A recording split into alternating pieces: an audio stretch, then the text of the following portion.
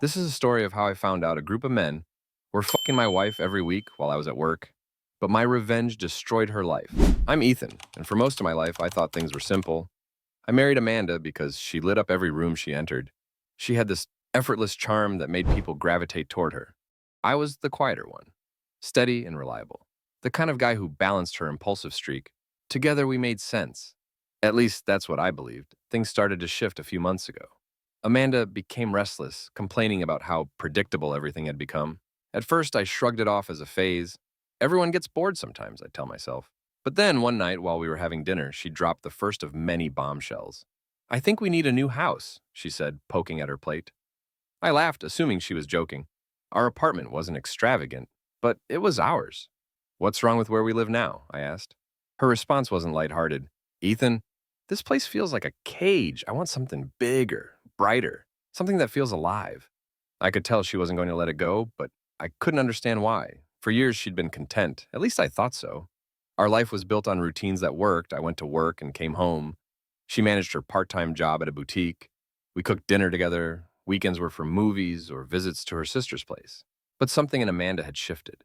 She started pulling up pictures of houses online, showing me sprawling yards and modern kitchens with giant windows that let in endless light.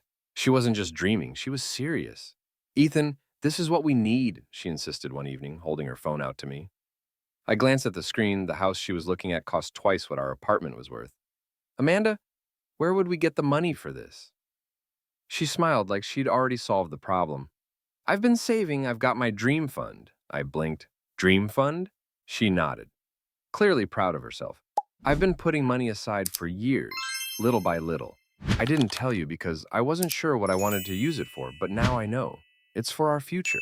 It should have reassured me, but something about it felt strange. Why would she keep a fund like that a secret? I asked her exactly that, but she just waved it off. "Ethan, don't overthink it. I wanted to surprise you when the time was right. It's a good thing, isn't it?" I didn't push.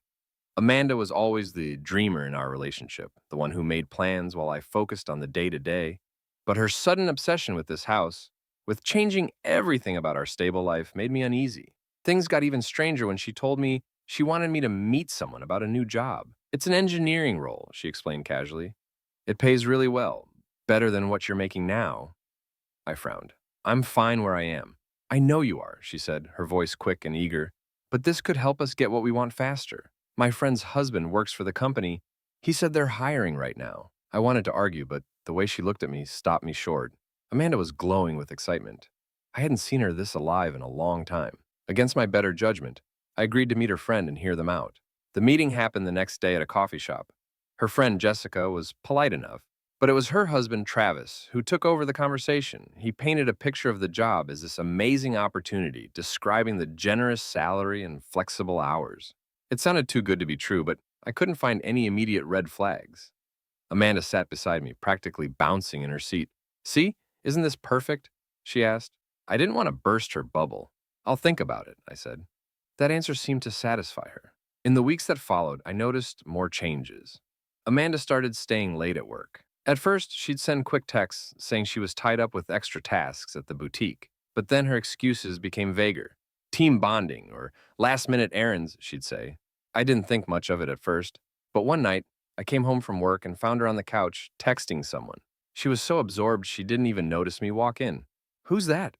I asked casually. She startled and put her phone down quickly. "Oh, just Jessica. We're talking about some ideas for the house." I nodded, though something about the way she hid her phone bothered me. Things hit a breaking point when I came home early from work one afternoon and found Amanda gone.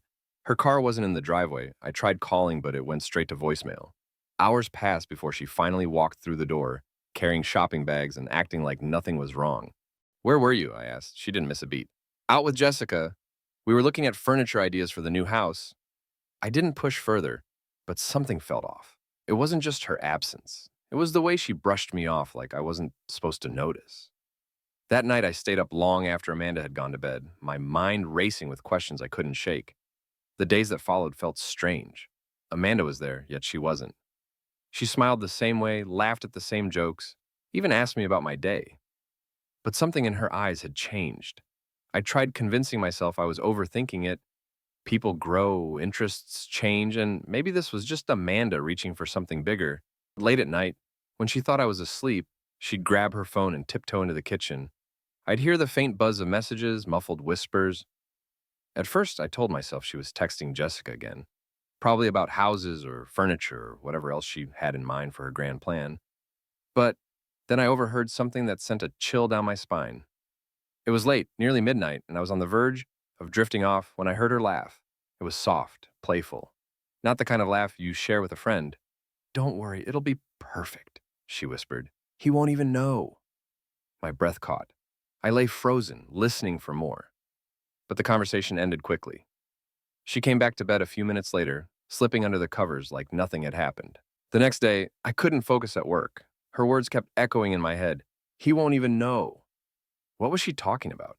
And more importantly, who was she talking to? When I got home, I decided to confront her.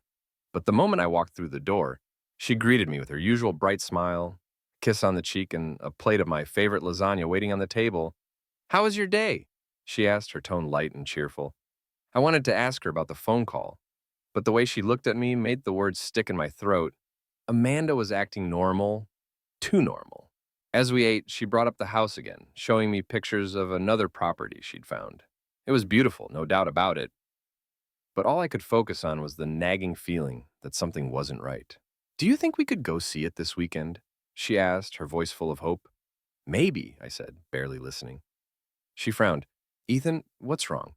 You've been so distracted lately." I hesitated. Are you sure this is what you want? I mean, moving, the house, everything?" She reached across the table and took my hand. "Of course it is. I just want us to have a better life, don't you?" Her words sounded sincere, but the memory of her whispered phone call lingered in my mind. That night, while she slept, I made a decision. I needed answers. The next morning, I told her I had an early meeting and left the house before she was even out of bed. But instead of going to work, I parked down the street and waited. It didn't take long. Amanda left the house around 9, dressed nicer than usual, her phone clutched tightly in her hand. I followed her car at a distance, my heart pounding with every turn. She drove to a cafe on the other side of town, one we'd never been to before. I parked across the street and watched as she walked inside. A few minutes later, a man joined her at the table. I couldn't see his face clearly, but the way they leaned in close to talk, the way she laughed at something he said, it made my stomach twist. I sat there for what felt like hours, watching them. At one point, she reached across the table and touched his hand, and he didn't pull away. When she finally left, I followed her home, staying far enough behind that she wouldn't notice. By the time I walked through the door that evening, Amanda was back to her usual self, acting like nothing had happened. "How was your meeting?" she asked, her voice casual. "It was fine," I replied, forcing a smile. I didn't mention what I'd seen, not yet. Over the next few days, I tried to piece together what was going on. I started paying closer attention. Who she was texting, where she said she was going, the little inconsistencies in her stories. And the more I watched, the more things didn't add up. She'd tell me she was working late, but her boutique closed at 6. She'd say she was meeting Jessica, but the texts I glanced at weren't from her. And then there were the nights she'd come home smelling faintly of cologne that wasn't mine. I didn't want to believe it. I wanted to trust her. But the evidence was piling up, and I couldn't ignore it any longer. One night, while Amanda was in the shower, I grabbed her phone from the kitchen counter. My hands shook as I unlocked it, praying I was wrong. But I wasn't. The messages were all there, hundreds of them. Some from a number I didn't recognize, others from a contact saved as work. They weren't innocent. They were flirty, intimate, and sometimes downright explicit.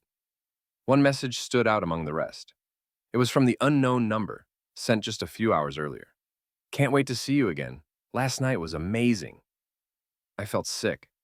My chest tightened, and for a moment I thought I might pass out. Amanda came out of the bathroom a few minutes later, a towel wrapped around her as she dried her hair. She smiled at me, oblivious to the storm brewing inside. "Everything okay?" she asked, her voice light. I nodded, slipping her phone back onto the counter. "Yeah, just tired."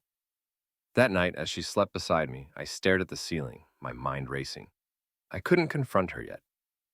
Not without a plan. I needed proof, something undeniable, and I needed to figure out what I was going to do when I had it. The days that followed were a blur. I couldn't focus at work, couldn't sleep at night. Amanda moved through our home like nothing was wrong. But to me, everything felt different. Every smile she gave, every casual touch, felt like an act. a performance crafted to hide the truth I already knew. I needed more proof, something irrefutable. So, one evening while Amanda was out, I installed cameras around the house. I told myself it was for my own sanity, a way to confirm what I suspected. If I was wrong, then at least I'd have peace of mind. But deep down, I knew I wouldn't like what I found. The first few days, the footage showed nothing out of the ordinary. Amanda came home, cooked dinner, and spent the evenings scrolling on her phone or watching TV. But then one night while I was working late, the truth came crashing down. I was sitting at my desk when my phone buzzed with a motion alert. My heart raced as I opened the app. The live feed showing Amanda in our living room. She wasn't alone. Two men were with her in the living room, sprawled out on the couch like they owned the place. One of them had his arm draped over the backrest, his fingers casually playing with her hair as if it was something he had done 100 times before. The other leaned forward, holding a glass of wine that Amanda had clearly poured for him. She was sitting between them, her legs tucked under her, completely at ease, like this was the most natural thing in the world. One of the men said something I couldn't hear, but whatever it was, it made Amanda laugh. A deep, genuine laugh I hadn't heard from her in months. It wasn't the laugh she gave me when I told a joke. It was a laugh reserved for something intimate. Then the first man reached out, brushing his hand along her thigh. She didn't flinch, didn't push him away. Instead, she leaned into him, her head resting briefly on his shoulder before she reached for her drink. The second man leaned in closer, his voice low and intimate, and she turned her head to him with a playful smile that sent a chill down my spine. I sat there watching as Amanda stood up, taking both their hands like it was some kind of game. She led them toward our bedroom, swaying her hips with every step, the men trailing behind her like obedient followers. I switched the camera feed, my heart pounding in my chest, and what I saw next made me feel like I'd been stabbed in the gut. In the bedroom, they didn't waste any time. Clothes were tossed aside with careless abandon. Amanda kissed one man, then the other. Her movements fluid, practiced. She wasn't hesitant, wasn't shy. This wasn't some fleeting mistake. This was deliberate. It wasn't just infidelity, it was betrayal. On a scale that shattered every illusion I had left about her, I wanted to burst into the house, to scream, to demand answers. But instead, I sat there staring at the screen, trying to make sense of the mess my life had become. When I got home that night, Amanda was already asleep, her face serene as if nothing had happened. I stood in the doorway watching her, wondering how she could lie so effortlessly. The next morning, I decided to act. I reached out to an old friend of mine, Liam, who worked as a private investigator. I hadn't spoken to him in years, but if anyone could help me navigate this, it was him. Liam didn't waste time. He asked for the footage, the text messages, anything that could build a case. If this goes to court, you'll need every shred of evidence, he said. What if I don't want to wait for court? I asked, my voice tight. Liam raised an eyebrow. Then what do you want, Ethan? I didn't have an answer, not yet. Over the next week, Liam dug into Amanda's life. What he found shocked me. She wasn't just seeing one man. There were at least three, all of them connected to her workplace. Two were married, and the third was her manager, a man named Ryan. The financial side of things was even worse. Amanda's so-called dream fund wasn't just savings. She had been funneling money from our joint account for months, hiding it in a private bank account under her name. The amount was staggering, more than enough for a fresh start without me. When Liam showed me the evidence, I felt like I'd been punched in the gut. This wasn't just a fling or a mistake. This was calculated. Ethan, what do you want to do with this? Liam asked. I stared at the files, the photos, the bank statements, my mind spinning. I want her to feel what I'm feeling, I said finally. Liam nodded. Then we'll plan accordingly. The first step was securing my assets. With Liam's help, I froze our joint account and moved my personal savings into a secure fund. I met with a lawyer to draft divorce papers, outlining everything I'd learned. But I wasn't done. Not yet. I wanted Amanda to face the consequences, not just in our marriage, but in her social and professional life. Liam suggested we wait until the perfect moment, a situation where the impact would be undeniable. That moment came 2 weeks later. Amanda had been planning a dinner party, inviting friends and co-workers to our home to celebrate her latest accomplishment. At work, she acted as if everything was normal, chatting about recipes and decorations while I played along, my stomach churning with anticipation. The night of the party, I left the house early, telling Amanda I had a late meeting. In reality, I was meeting Liam at a nearby cafe. finalizing the details of what would happen next. By the time I returned, the house was full of people, the sound of laughter and clinking glasses filling the air. Amanda greeted me at the door, her smile as bright as ever. "Ethan, you're just in time." I nodded, forcing a smile. Wouldn't miss it. As the evening wore on, I waited for my moment. Liam had set up a discreet projector in the living room, connected to my phone. At exactly 9 p.m., I excused myself to grab something from the car. When I returned, the room was quiet. All eyes were on the screen where the footage from my cameras played in vivid detail. Gasps filled the room as Amanda's betrayal played out for everyone to see. She froze, her face pale as she stared at the screen. "Ethan," she whispered, her voice shaking. I didn't say a word. I didn't have to. The guests began to murmur, their eyes darting between Amanda and me. Some looked away, embarrassed. Others openly stared, their expressions a mix of shock and disgust. One of her coworkers stood up, his face red. "This is who you are, Amanda?" He spat. Amanda tried to speak, but no words came out. I turned to the room, my voice calm but firm. "Thank you all for coming. I think it's clear this evening is over." As the guests filed out, Amanda stood there, trembling. "Ethan, please, I can explain." I held up a hand. "Don't, we're done." The next day, I began preparing my plan for revenge. This wasn't an emotional outburst. It was a calculated move. Walking away wasn't enough. Amanda needed to face the full weight of her betrayal. I contacted Liam, an old friend and a private investigator. We met at a quiet cafe that afternoon, and I laid everything out for him. The footage, the messages I'd seen, and the years of deceit. Liam nodded as he listened, his expression hardening. "She's not just unfaithful," he said. "She's reckless. This kind of behavior always leaves a trail." Over the next week, Liam dug deep into Amanda's financials, communications, and movements. What he uncovered only confirmed my worst suspicions. She wasn't just draining our joint account. She had a hidden account filled with cash she'd been funneling away for years. Liam also found damning evidence of her infidelities, including photos and messages from multiple men. With every piece of evidence Liam brought me, my resolve hardened. It was time to strike. My plan was this. Step 1 was securing my assets. With Liam's help and guidance from a lawyer, I froze our joint account, ensuring she couldn't access another penny. Then, I moved my personal savings into a separate account under my name. Step 2 was legal. I drafted divorce papers, complete with all the evidence Liam had gathered.